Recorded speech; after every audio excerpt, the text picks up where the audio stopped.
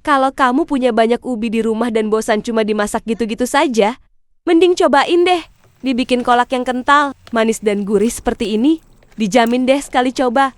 Pasti kamu bakal langsung suka dengan rasanya. Dan yang paling penting, cara buatnya itu mudah sekali. Nah, kalau kamu sudah penasaran, yuk langsung saja kita buat. Pertama, siapkan dulu bahan utamanya yaitu ubi.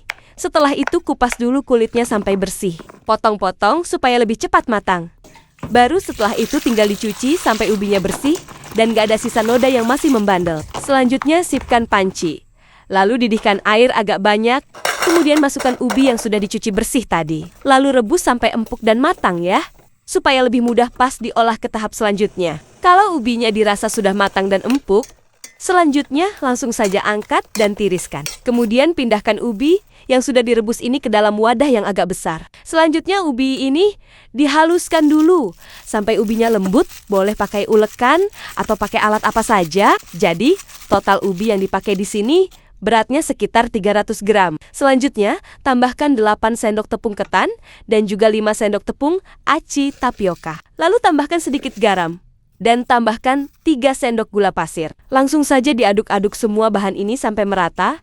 Baru setelah itu uleni dengan tangan sampai adonannya terasa kalis, lembut dan mudah dibentuk seperti ini ya. Kalau dirasa adonannya terlalu keras, kamu bisa menambahkan air sedikit demi sedikit sampai jadi adonan yang lembut. Setelah adonan siap, sekarang tinggal langsung saja dibentuk.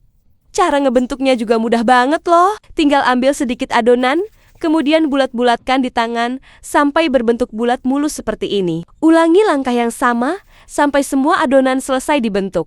Dan nanti hasilnya akan terlihat sangat cantik dengan warna yang menarik banget. Setelah semua adonan dibentuk, selanjutnya siapkan panci. Lalu panaskan air agak banyak. Tambahkan juga sedikit minyak goreng supaya tidak lengket. Setelah airnya mendidih, lanjut direbus dulu adonan biji salak yang tadi sudah dibentuk sampai matang. Jangan lupa diaduk-aduk supaya tidak saling menyatu. Tandanya kalau sudah matang itu biasanya bakal mengambang ke permukaan. Dan ukurannya akan jadi sedikit lebih besar. Kalau sudah matang, langsung saja diangkat dan sisihkan dahulu. Selanjutnya, kita buat kuah larutan gula merahnya. Caranya tinggal siapkan lagi panci, kemudian tuangkan sekitar 200 gram gula merah. Biar makin wangi, tambahkan 1 lembar daun pandan, ditambahkan juga sedikit garam. Dan terakhir, tuangkan sekitar 350 ml air. Masak sampai mendidih dan gulanya meleleh seperti ini. Setelah air gulanya mendidih, langsung saja kecilkan api kompor, kemudian masukkan adonan yang sudah direbus tadi di awal. Masukkan semuanya ya. Tenang saja adonan yang tadinya lengket seperti ini. Kalau sudah masuk ke dalam kuah gula nantinya bakal terpisah dan gak lengket lagi. Supaya kuah gulanya bisa mengental, jangan lupa tuangkan 3 sendok tepung aci tapioka yang sudah dilarutkan.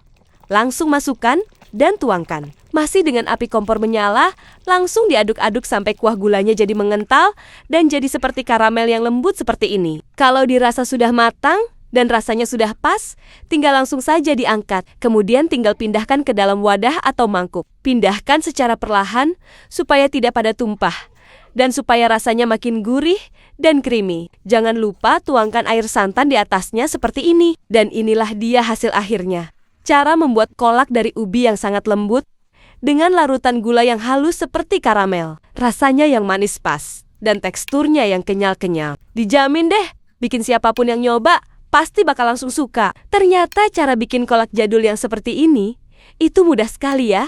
Nggak ribet sama sekali.